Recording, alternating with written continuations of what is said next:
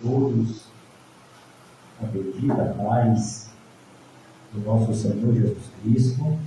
Amém. Abra as Escrituras, Apocalipse, capítulo 20. Glória a Deus. Aleluia. Espírito Santo de Deus. Versículo 22.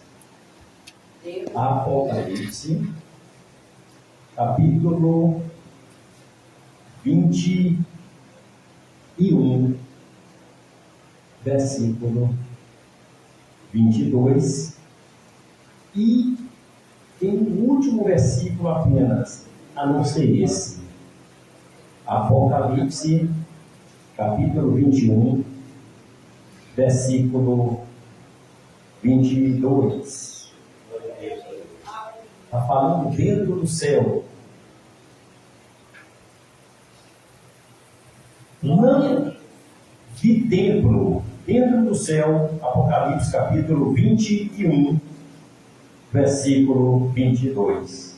Não vi templo, porque o seu templo é o Senhor Deus todo o poderoso e o Cordeiro. E o 27 versículo: não entrará nela coisa alguma que contamine e cometa abominação e mentira, mas só os que estão escritos ou inscritos no livro da vida do Cordeiro. E o último versículo, Atos dos Apóstolos, capítulo de número 7, versículo de número 48. Enquanto você procura, Deus abençoe ao pastor local da igreja, companheiro amigo, superintendente, presbítero Edivan, ao demais companheiro, segundo superintendente, companheiro diácono Alenívio, família, os demais presentes aqui. Atos dos Apóstolos, capítulo de número 7, versículo 48. O Altíssimo não habita em templos feitos por mão de homens. Tomai o vosso assento. Aleluia. Deus abençoe.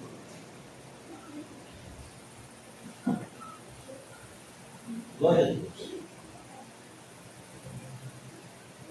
Estas passagens, meus amados, que ora lemos nesta noite, está falando sobre o foco dentro do céu. Nós estamos vivendo um período onde que pouco se fala sobre dentro do céu. A preocupação hoje é morar na terra, e não há nada de errado nisso. Tem muitas promessas na Bíblia sobre o melhor da terra, mas eu não posso esperar somente nesta terra. Tem muitas bênçãos de prosperidade para esta terra, mas o meu coração não pode estar voltado somente para esta terra. Falar sobre dentro do céu, muitos lugares, em muitas regiões, causa até preocupação em muita gente que às vezes tem um carro que acabou de comprar, está pagando ainda a prestação, carro zero, com medo de ir para o céu e deixar o carro aqui. Estamos vivendo uma época que muita gente está apegada à casa. Não estou dizendo que você não tem que ter zelo pela sua casa, você tem que zelar pela sua casa, só não pode idolatrar a casa, porque a casa ela vai ficar aqui. O carro vai ficar aqui. Glória a Deus. Dinheiro vai ficar aqui. No céu não entra R$1 aqui da terra. No céu não. No céu não entra carro. Não entra as casas da terra dentro do céu, não. Anel de formatura nem de casamento não entra dentro do céu. Aleluia. Esse terno que eu estou vestido, eu entrarei como você entrará, mas nada do que estás vestidos ou vestida vai entrar dentro do céu. Não se apega muito. Fica a sandália, no céu não entra a sandália, da terra não. Dentro do céu não entra sapato, da terra não. Conta bancária não entra dentro do céu. Então, o assunto que lemos nesta noite está falando dentro do céu não há templo. Não há templo. Quer dizer que nós não vamos congregar dentro do céu? Lá no céu já é a congregação dos salvos. Mas lá não tem templo feito pelas mãos dos homens. Vou repetir. Dentro do céu não tem templo feito pelas mãos dos homens. Dentro do céu não tem templo feito pelas mãos dos homens. Diz que lá dentro do céu o templo é o próprio Deus. É o que está aí. Depois você dá uma lida de novo na sua Bíblia, que está aí. Apocalipse, capítulo 21, versículos 22, 23 a seguir.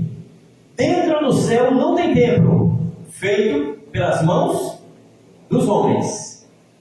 O que tem dentro do céu, o templo, é o próprio Deus.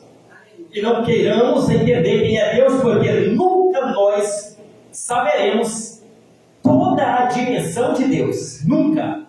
Teremos toda a eternidade dentro do céu e nunca saberemos toda a dimensão de Deus. Porque Deus é ilimitado. Não tem um anjo do céu que pode medir a profundidade de Deus. Por mais sábio que sejam os seres angelicais, nenhum pode medir a sabedoria e a ciência desse Deus. Ok.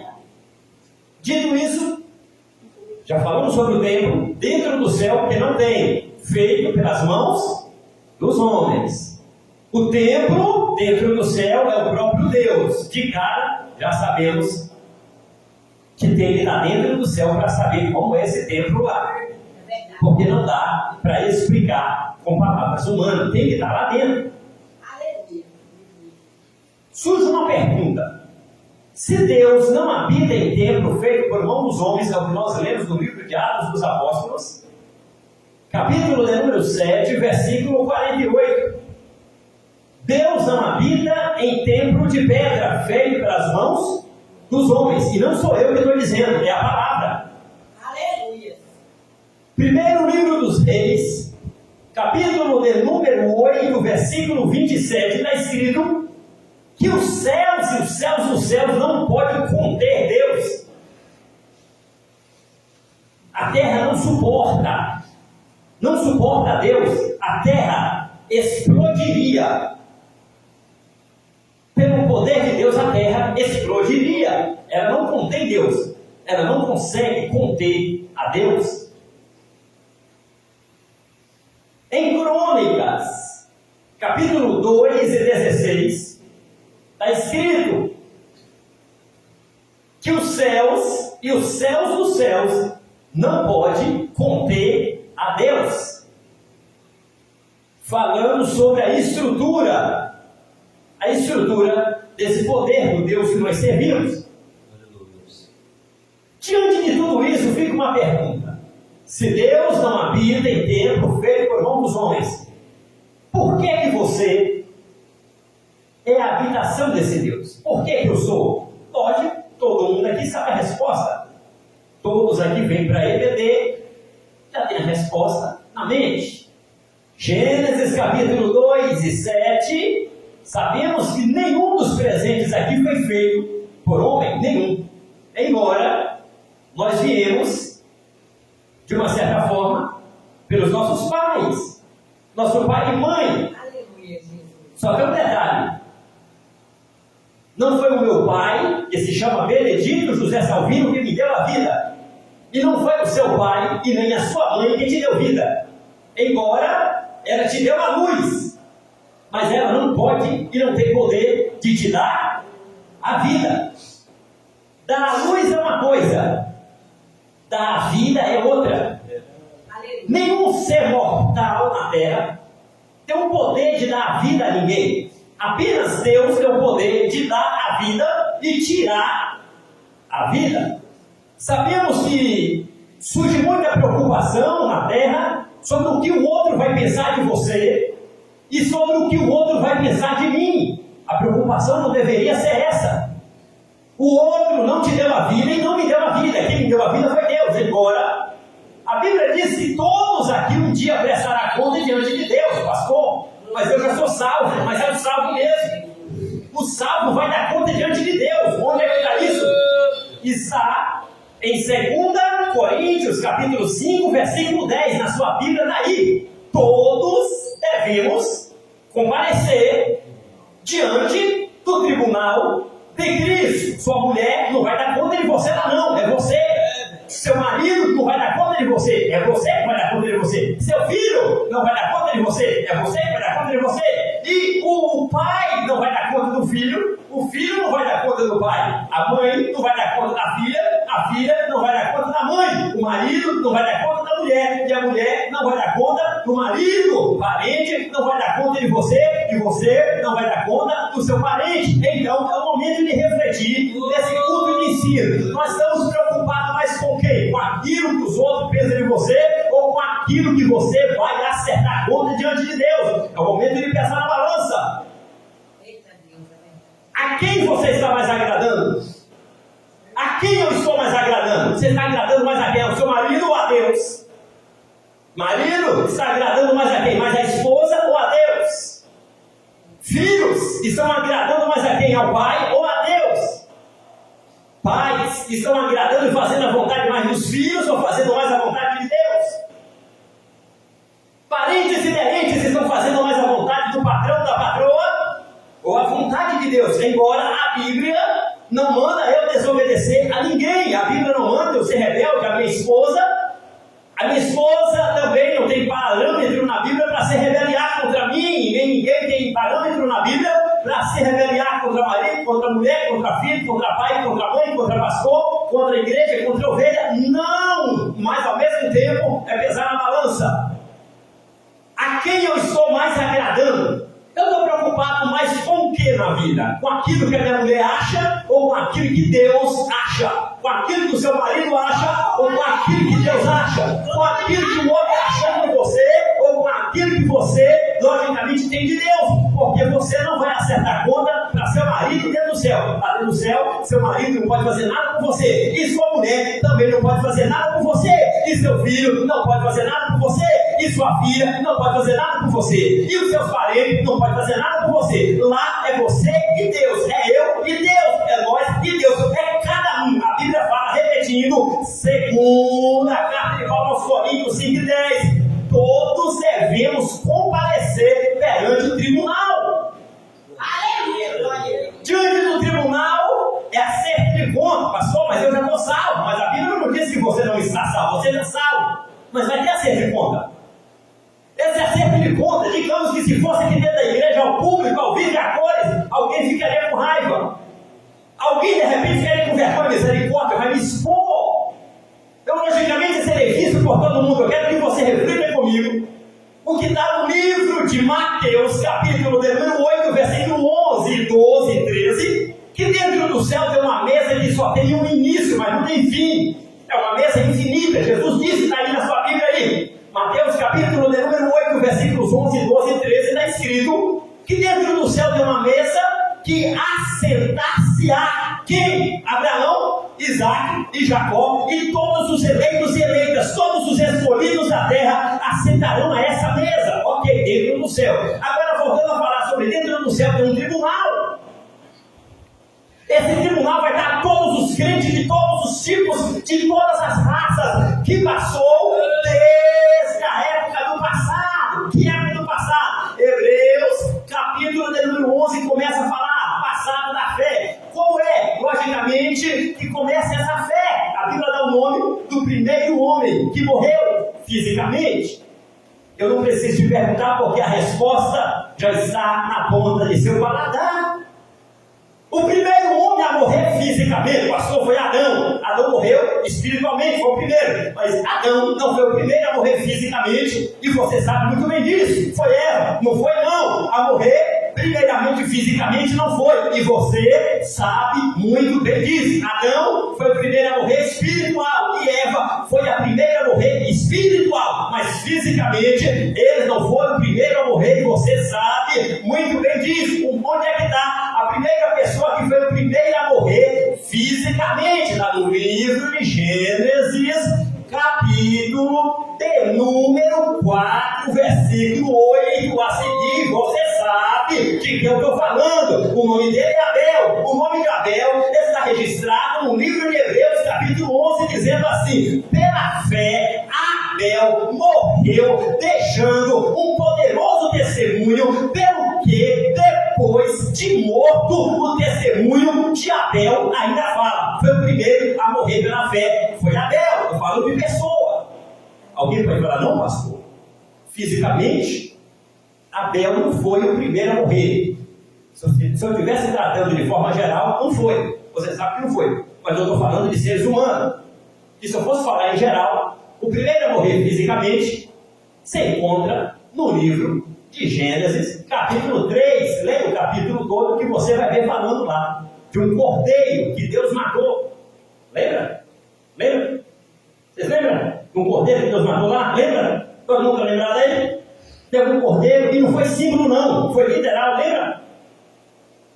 Como é que eu sei que esse cordeiro foi morto? É só procurar pela roupa de Adão, que tu vai lembrar que até para Adão vestir, alguém deve morrer sem cometer um pecado.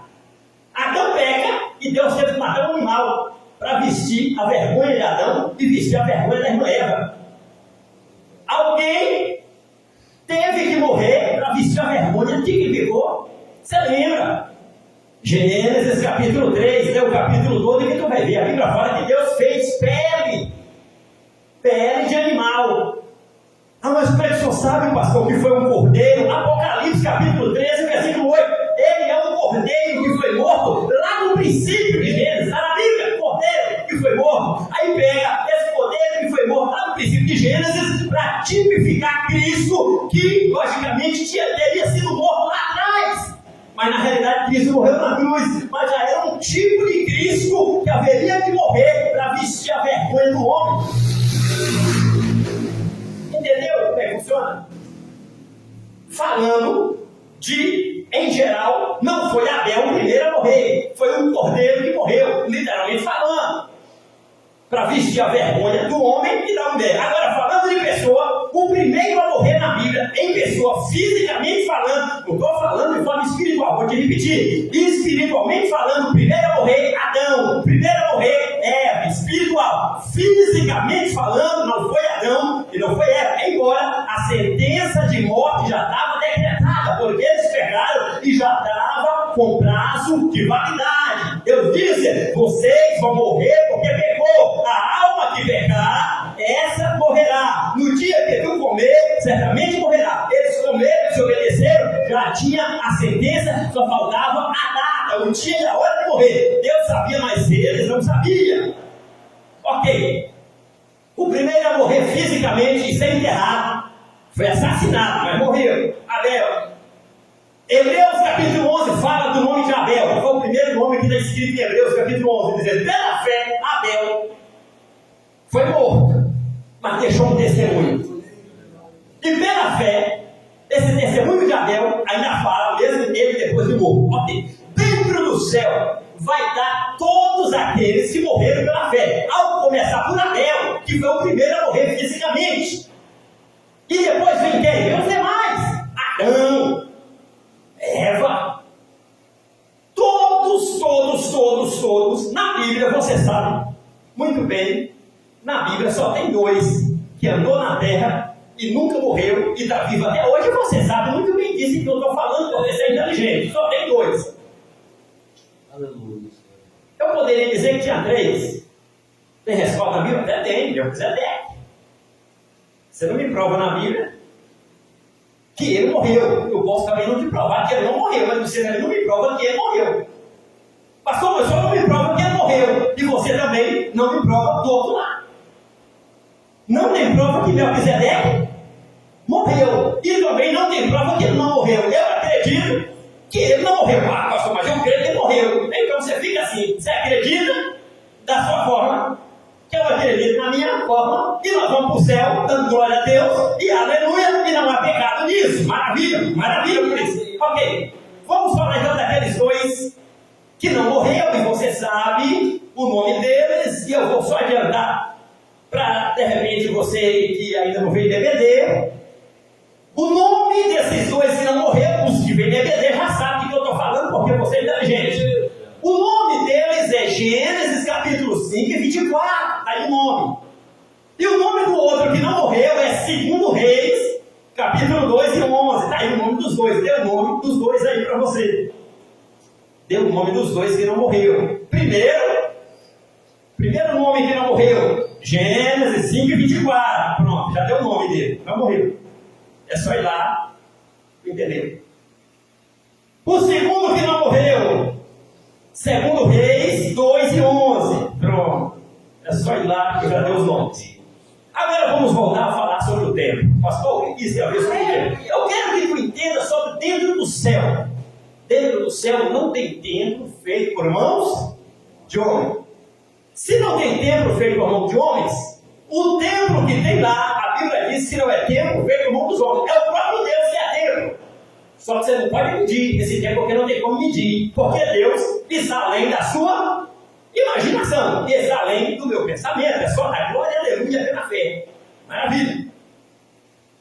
Surge uma outra pergunta.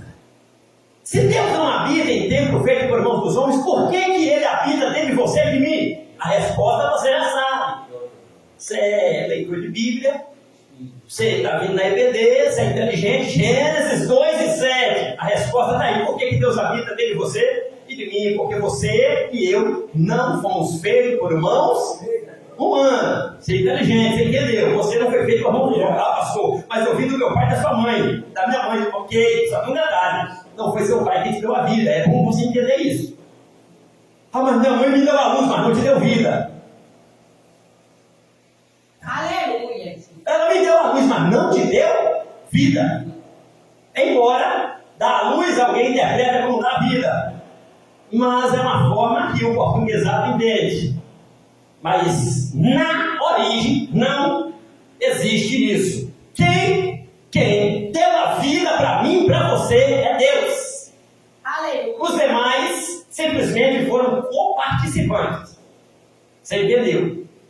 Quem foi que soprou em você o fôlego de vida não foi seu pai, e não foi meu pai, não foi sua mãe, e não foi minha mãe. Você entendeu? Embora é importante você entender que um dia você vai ter que acertar a conta, e eu um dia vou ter que acertar a conta dentro do céu. Pastor, mas eu já estou salvo, mas esse acerto de conta é para salvo mesmo. É tribunal. Segundo livro de Coríntios 5 e 10. Todos devemos comparecer diante do tribunal de Cristo para poder acertar conta de tudo que nós fizemos, bem ou mal, mas não é para ser salvo. Já somos salvos. Pastor, está falando de galardão, é galardão mesmo, mas é acerto de conta. É para ser salvo? É não, já somos salvos. Jesus vem e a gente sobe, vamos dentro do céu, mas acerto de conta nos espera lá. É para nos envergonhar? Entenda como você quiser, eu creio que lá não vai ter vergonha. Só tem um detalhe: quem tem alguma coisa que fez para Jesus, tem galardão. Quem não fez nada para Jesus porque não quis, então a Bíblia diz que não tem galardão. Tem até a menina da harpa que pararam de cantar esse hino. Aqui eu quero crer que não parou, não. Lá na congregação também não parou, não. Mas no universo do Brasil parou de cantar esse hino. Posso tendo as mãos vazias, com Jesus eu encontrar. Quantas almas poderia ao Senhor apresentar. Agora vamos para a prática. Tem um outro hino muito bonito. Um hino que só canta, mas na hora que você procura um, você não acha. Agora vamos ver que hino é esse. Aquele hino que fala assim, sobre eu quero trabalhar. Eu quero trabalhar para meu Senhor. E o camarada chora. Na hora que você procura ele. E eu não entendo por que isso. Mas canta, chega, pula e fala a língua. Procura o camarada. Procura ele aí. Não consigo, não. Mas moço, você cantou um hino tão bonito, ele foi renovar. Mas eu não consigo, pastor. Ok. Domingo de manhã, não dá. E de tarde também não consigo. E de noite, não dá. Você não está congregando, rapaz, nem domingo à noite, nem à tarde. Evangelismo, nem DVD de manhã.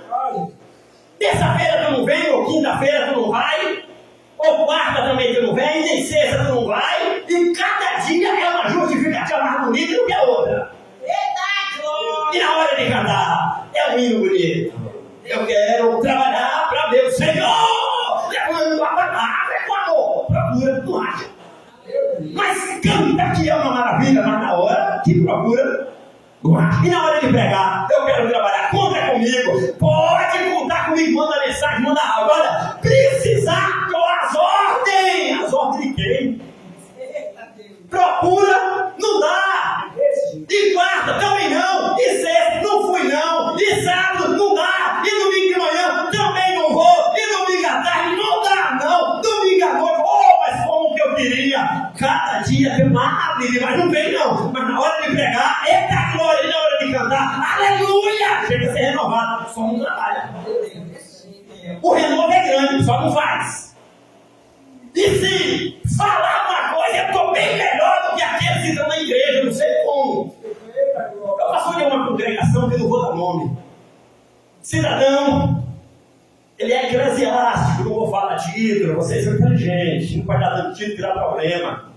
Hoje em dia o negócio, você dá um título assim, você dá uma pista, tem gente inteligente que já sabe até a rua e o cego, não vou fazer isso. Tem. Cidadão ficou 6 meses sem pisar o pé na igreja, morando aqui, ele não estava doente. Conversa nada, porque estava doente. Conversa, meu irmão, eu conheço. Sabe o que eu estou falando? Era algum problema. O problema de que eu conheço, do que eu estou falando, não tinha problema nenhum, não, moço. E por que ele não vinha? É ele que tem que dizer por que ele não vinha congregar. E tem muitos ainda que dá apoio, mas não está vindo. Pode ser que de repente o pastor não tenha amor com essa piada. Não vai nessa, não. Não tem nada a ver com quem não quer vir buscar Jesus. Porque dentro do céu, no tribunal, é cada um por si. E o meu marido não vai fazer nada por tu lá. A vez dele vai chegar aqui e acertar a conta no tribunal. E a sua mulher não vai fazer nada por tu lá. Tu vai acertar a conta no tribunal. Cada um acerta a sua conta lá. Mas eu já estou salvo, está salvo, mas vai acertar a conta. É para ir para o inferno, não. É para ganhar galardão. A pessoa está dentro do céu, acabou mesmo. Só não ganha galardão, mas eu não quero galardão. Então continue sem trabalhar para Jesus. Mas também não canta, não. Eu quero trabalhar para você. Não canta, não. Que é mentira. É capaz até de tu nem entrar lá em cima. Tu canta, mas tu não faz, tu vira mentiroso. E lá no céu não entra. Você leu comigo aqui, Apocalipse capítulo 21, tu leu. O negócio é que tu leu aqui. Versículos 22, 23, 24. Você pode ver que o último versículo está lá. Não entra mentiroso, a não ser aqueles que são com o nome escrito no livro. Então tu não canta. Aí tu vou parar de cantar, tu é melhor que tu para. É melhor parar. Mas se for desse jeito, eu não vou nem orar, não. Orar tu pode. Você só não pode cantar uma coisa que tu não vive. Você é renovado comigo que tu canta, mas na hora de fazer, tu não faz. Na hora de pregar uma mesa, mas na hora de fazer, não faz. Não pode. Deus permita a reforma. Louvado seja Deus. Por que Deus não habita em templo feito por mão dos homens, habita nele em mim? Já sabe a resposta que já foi citada. É porque você e eu não fomos feitos pelas mãos dos homens. E Deus não habita em templo feito pelas mãos dos homens. Gênesis 2,7, fomos feitos pelas mãos de Deus. A razão de Deus morar dentro de nós. Resolvido. Aí surge uma outra pergunta. Por que então que Deus deixou um homem fazer um templo? Tem um cidadão na Bíblia? Um rei aí? O pessoal gosta muito de atirar pedra nesse rei. Foi o primeiro rei que sonhou em fazer um templo. Ele sonhou. Ele não fez, mas sonhou, foi o primeiro a sonhar. Foi Salomão, não foi não, você sabe que não foi. Não, mas foi Salomão que fez o templo, eu não estou dizendo que fez, estou dizendo aquele que sonhou. O primeiro rei que sonhou em fazer templo, você leu aí, está aí, 2 Samuel, capítulo 7, versículo 2. Esse rei chamou o profeta Natan e disse: tive uma vontade, qual é? O profeta Natan perguntou: é de fazer um templo, porque eu fiz o meu templo e a arca de Deus mora dentro de cortina. Qual o problema da cortina? Nenhum. O negócio é que o rei se sentiu incomodado. Tem crente que não se sente incomodado. Ele não. Ele estando bem, os demais. Você entendeu? Ele estando bem, os demais. Você entendeu? Vou repetir que você está repetindo. Eu vou te repetir para você entender. Se ele está bem ou ela está bem, os demais. Você entendeu? Esse rei estava incomodado porque estava dentro de um palácio e a arca de Deus estava dentro de uma cortina. Ele estava incomodado. Como é que Jeová está dentro de um lugarzinho debaixo de uma cortina e eu estou aqui nesse palácio cheio de tudo do bom e do melhor e eu não faço nada para Jeová? Ele sentiu. Não significa que todos estão sentindo isso. Não senti nada não. Chamou o profeta e disse: estou querendo fazer um templo. O profeta cheio de alegria, o profeta Natan. O profeta Natan era um homem experiente, era um homem cheio de Deus, mas o profeta também vacila. O profeta se alegrou tanto e disse: oh meu rei, é de Deus, Deus é contigo, vai meu rei, vai fazer o templo. Não, Deus não mandou. E o rei Davi foi lá, então vou fazer o templo. Natan foi embora dormir, de noite Deus apareceu para Natan: quem mandou você profetizar? O Deus não sentiu, mas sentir não pode profetizar o que não sente. Você tem que profetizar o que eu mandar. Se eu não mando você falar, tu fica calado. Você não pode falar o que eu não mandar não, moço. Você não pode decidir aquilo que eu não decidi para ninguém. Ah, mas eu senti tão alegre porque o rei estava querendo fazer o templo. Eu fiquei tão feliz que falei que o Senhor era com ele. Tu mentiu. Eu não sou com ele para fazer templo, não. Tu volta lá e diga para ele que Deus não mandou ele fazer templo, não. Ah, Deus, e a minha imagem de quem, moço? Não foi você que falou? Tu volta e vai acertar o erro que tu fez. Oh Deus, eu sou o profeta Natan, muito respeitado aqui em Israel. Tu é tudo isso, tu não é Deus. Então, se tu não é Deus, tu é homem. Se tu é homem, tu volta lá e vai acertar o erro que tu fez. Oh Deus, eu só senti alegre, então com a mesma alegria que tu inventou isso, tu vai lá e diga que Deus mandou dizer o rei Davi que Deus não é com ele para fazer templo. E ele voltou. Obediente, tem que voltar, acho que tem que voltar. Deus não mandou falar. Se falou que Deus não mandou, tu vai ter que voltar e falar: não foi Deus não. Foi porque eu estava muito alegre. Eu queria alegria. Eu queria ver você feliz. É por isso que eu falei que Deus mandou. Mas você pode falar: não foi? Tu pode até opinar. Você só não pode dizer que a sua opinião foi de Deus. Se Deus não mandou, não fala que foi de Deus. Fala assim: é uma opinião minha. É um parecer. Estou dando, logicamente, uma sugestão. Mas se Deus mandou, tu não pode, porque Deus não mandou. Volta lá! E o profeta voltou. E ele tinha que voltar. Acho que ele não é Senhor. Deus não é Senhor, tem que mandar. E o profeta não disse que é servo.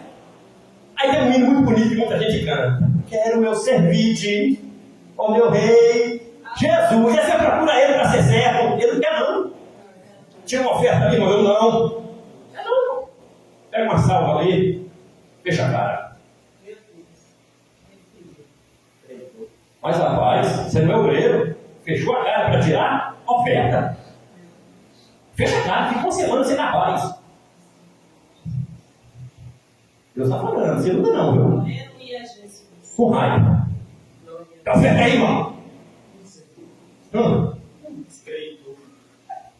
Olha, irmão, oferta. Com raiva. Para pregar uma benção. Mas para tirar oferta, não quero. Mas na hora de cantar: quero eu servir-te, é uma bem. Mas para ser servo, não serve não. Volta, profeta, e vai dizer que eu não mandei tu falar e tu falou. E eu não mandei, o profeta voltou. Ô rei Davi, o que foi, profeta Natan? Tu já veio querer saber a data da inauguração o templo. Não, ei, Deus mandou dizer que aquilo que eu falei não fui ele, não. Foi o meu coração, rei, que queria ver o Senhor fazer o templo. Mas Deus disse que não é contigo, não. Não faz o templo, porque Deus não está contigo, não. Aí Davi perguntou, eu sou rei. Pois é, tu é rei, mas ele é Deus. E Deus continua mandando me rei. Eu sou o rei e ele é Deus. E Deus continua mandando me rei. Aleluia, meu Deus. Eu sou forte, mas Deus também manda. Ninguém é forte. Obedece a Deus. Não faz não. Aleluia. Deus falou, profeta Natan, por que ele me rejeitou para eu não fazer o templo? É porque ele tem mão suja de sangue. Ah, mas eu perdi a terra de Deus. É verdade. Eu não mandei fazendo maldade, não fez não. Ai, aquele pecado, Deus nem está lembrando daquele pecado nesse momento, não, já tinha até perdoado. Na realidade, o pecado não tinha nem cometido ainda. Lembra lá do Urias, né? Batseba. Você pode ver que coisa boa não dá para lembrar, não. Mas uma coisinha ruim o camarada lembra, você entendeu, né? Você pode ficar 100 anos na igreja aqui, muita coisa que tu faz, ninguém. Mas não vacina, não, porque o celular toca e te entrega para soltar o primeiro, viu? Fica aqui 1000 anos, não dá um problema. Se tu vacilar, o sábio toca e fala assim, olha, tu nem sabe, tu nem cometeu o ato, ele nem terminou de cometer, você já está já famoso no mundo todo. É assim que funciona. Davi não tinha nem pecado ainda nessa época. E Deus revelou ele por causa da mão suja de sangue. Tu matou muita gente. Ah, mas não presta, não prestava mesmo não. Era gente das guerras, gente ruim, Filisteu, Golias, pois é. Tu matou tanta gente ruim que Deus não pode deixar você fazer o tempo por causa da sua mão suja de guerra e de sangue. Não pode não. E quem vai fazer é um dos seus filhos. Davi tinha na Bíblia registrado, diz a Bíblia que fala, se você pegar 1 Crônicas 3, eu sei se está o nome de todo mundo aí, mas não citar o tem 5 minutos para finalizar. São 21 nomes que aparecem em 1 Crônicas, capítulo 3, direto, 24 versículos. 1 Crônicas 3. Aparecem 21 nomes de filhos de Davi. Até uma filha aparece aí, Magal de Itamar, e você sabe que vai ser o cara. Só que quando você abre 1 Crônicas, capítulo 11 e 18, aparece lá um 22º filho de Davi, um tal de Jerimote. 22º. Aí, em 1 Crônicas 13, fala, fora aqueles que não estão registrados na Bíblia. De concubinas que nem nome tinha, que até tinha, só não tinha registrado. Ok. Davi, então, foi rejeitado para fazer o templo. Salomão fez o templo. Você lembra? Foi uma bênção, inauguração. Deus desceu, poder, maravilha, glória, aleluia. E o povo até veio para adorar Jeová. E Deus ficou até feliz. Só que da mesma forma que Deus fica feliz, Deus fica triste. E Deus entristeceu com o povo, porque tinha uma época que o povo não via mais no templo para orar. O povo não via, não. O povo vinha para vender, negociar, bater papo, desfilar. Isso é a Bíblia que fala, não, meu irmão. O povo vinha para tudo dentro do templo, até para saber da vida dos outros. Isso é a Bíblia que fala, eu não. Só não vinha para orar. Deus mandou o profeta Isaías, capítulo 29, 13, depois você lê que está aí. Profetiza aí, profeta. Ele começou a profetizar. Esse povo diz que me honra, mas só me honra com a boca, mas o coração está longe de mim, está na palavra. Você acha que eles receberam a mensagem do profeta? Não, eles procuraram o caminho melhor. Matou o profeta, mas não recebeu a mensagem do profeta. Como é que foi a morte do profeta Isaías? O ímpio rei Manassés, de acordo com a história, pegou o profeta Isaías, ou virou de cabeça para baixo ou para cima, e cerrou ele do alto da cabeça, ou foi pelo meio, até de ponta a ponta. E o escritor de Hebreus diz lá que teve um profeta no Antigo Testamento que foi cerrado pelo mesmo corpo de ponta a ponta, matou o profeta Isaías vivo, cerrado, mas não recebeu a mensagem do profeta. E Jerusalém ficou conhecida como a cidade que mata. Pronto. Você sabe. Se alguém não quer falar, porque é difícil falar. Mas você sabe. Uma cidade que era do glória, do aleluia, do poder, a cidade que Davi dançou ali diante da arca, foi poder, foi glória. O templo de Salomão depois ficou conhecido como uma cidade sanguinária.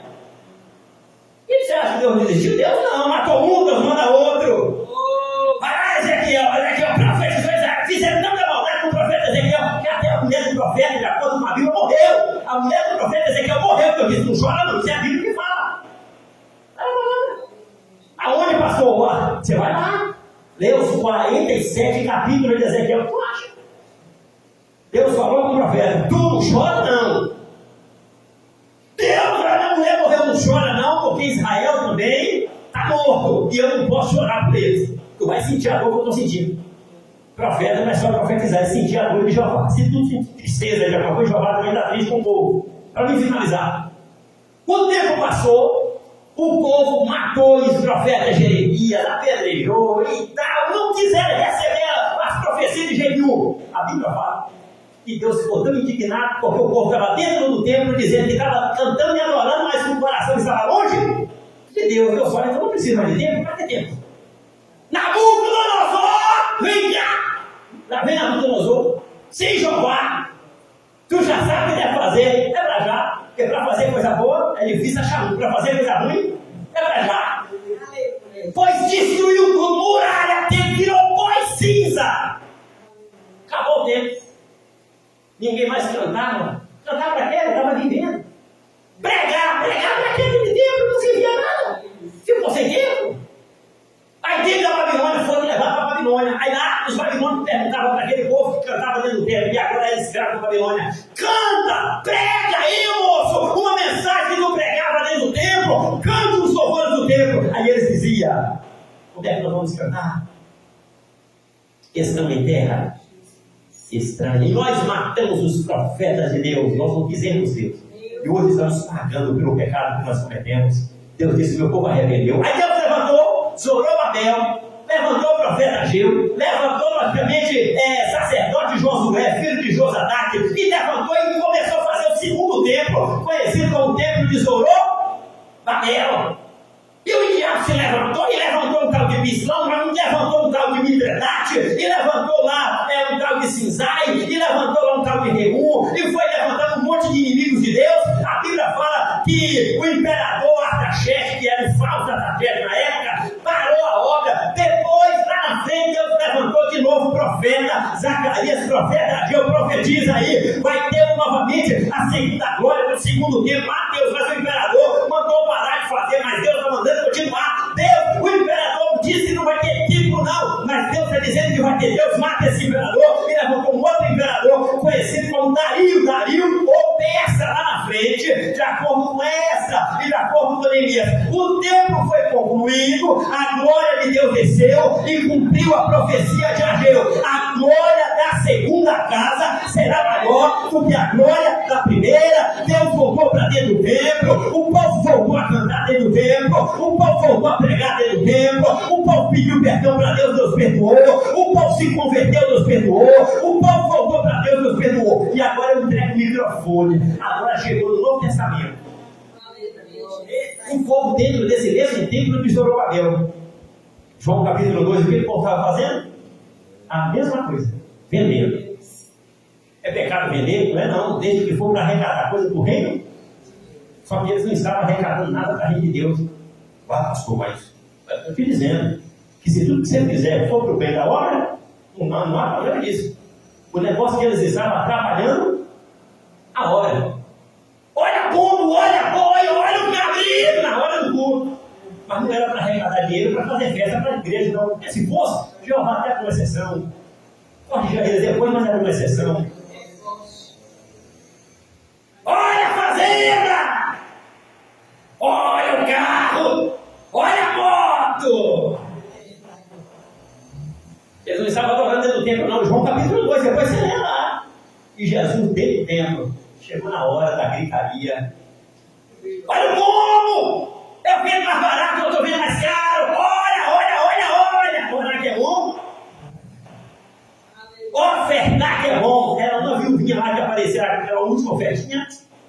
E Jesus de olho. Se tem uma pessoa, como diz o nosso pastor presidente, pastor Otávio, que gosta de observar quem oferta, é Jesus. Está na Bíblia? Está aqui. E Jesus de olho em quem estava ofertando. E quem estava ofertando, chegou uma viuvinha lá com uma ofertinha e jogou lá no gasofilaço. E Jesus de olho. Os demais era só para trabalhar dentro do tempo. Está na palavra. E Jesus fez um negócio. Você já ouviu falar daquele negócio de bate de animal? Aí, está na palavra. Você já leu. Eu vou citar que de repente você vai ter coragem de falar, mas eu vou falar porque você já leu na palavra, João 2. O nome que está aqui na palavra é um nome assim para poder abrandar, um nome chamado Azorrag. Azorrag. Foi Jesus que fez lá no livro de João 2, depois você lê que está aí. Aí você pega Azorrag no Google, você pega no dicionário, chibata para bater. Pastor, mas Jesus não bateu em ninguém, você só não tem como me provar. Mas o senhor também não tem como me provar que ele bateu, verdade, só tem um detalhe. Foi feito uma chibata. Em qual costa que pegou, eu não sei, filho. Uma coisa que eu tenho que te dizer, aquela chibata não ficou de enfeite. Igual essa planta que tu está vendo aí, não ficou mesmo. Essa planta que é para enfeitar. Mas isso aqui corta, te garanto. Se você carregar uma flor o dia todo mundo te elogia. Carrega isso aqui por uma hora que tu vai ver o nome lá, fica dentro da Bíblia debaixo do braço, parecendo fariseu, fica parecendo que não tem emprego, vai procurar emprego, rapaz. Fica aí na negócio de Bíblia, igreja não te dá nada não, pastor não faz nada por você não, o pastor não faz nada por você, fica aí procurando crente, fica aí procurando igreja, fica aí procurando circulação, fica aí pregando, fica aí com esse negócio de só levando Bíblia, fica aí com esse negócio. Todo mundo critica se você carregar uma Bíblia porque está cortando, pastor, mas eu nem preguei, só que você cortar uma espada, já é de medo, você tem espada. Jesus fez uma Azorrag. Eu não sei em qual costa pegou, só te garanto que aquela chibata não ficou de enfeite na mão de Jesus. Isso eu te garanto. Aonde que pegou, eu não posso te provar, e nem você pode me provar aonde que não pegou. Já estou finalizando o horário ali, você dá um vídeo aí que eu já vou passar o microfone só um minutinho. Aonde que a chibata pegou, eu não sei. Eu só sei que não ficou de enfeite. E a Bíblia diz que Jesus expulsou tudo e disse: a minha casa voltará a ser chamada casa de oração. Porque tinha sido transformada em reuniões de ladrão. Por isso que Jesus falou. Eu não. Reuniões de ladrões, pastor. Ouviu, o dicionário diz que é reunião também. Ouviu, reunião, é a mesma. Os apóstolos preocupados: Senhor, olha como é que é esse templo. Orar que é bom, os apóstolos não oravam não. Olha comigo pelo menos uma hora, quando chegava lá, orar que é bom. E estavam brigando para ver quem era o maior, viu? Na palavra, você sabe disso. Brigar para descobrir quem era o maior, tinha. Mas orar para descobrir quem era o menor, não tinha nada. Jesus disse para eles: o que vocês estão preocupados? Senhor, olha o tanto de pedra preciosa que tem dentro do templo. Olha se olha a pedra, olha se olha o chão, olha se olha a calçada, olha a alvenaria. Jesus, olha, não ficará pedra sobre pedra que não seja derribada. Anos depois, acabou o tempo, acabou tudo, só tem um pedacinho da muralha. Quem visita Israel hoje sabe que não tem mais tempo. Porque o povo, ao invés de adorar Deus dentro do templo, eles faziam e adoravam com a boca, mas o coração estava longe de Deus. Então eu disse: então é melhor que fique sem tempo. Fique sem tempo, mas que Deus nos ajude, que Deus nos abençoe. E uma coisa é que nós sabemos: que esse templo, feito por mão dos homens, dentro do céu não vai ter. Mas o templo que tem dentro do céu, a Bíblia fala que é o próprio Deus, na pessoa de Jesus Cristo. Levante a mão, Ele é a sua lâmpada dentro do templo. Louvado seja Deus, aonde nós vamos morar. Amém.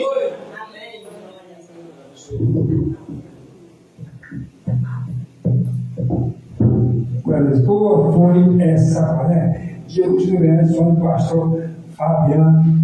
Glória a Deus, aleluia. Deus é fiel.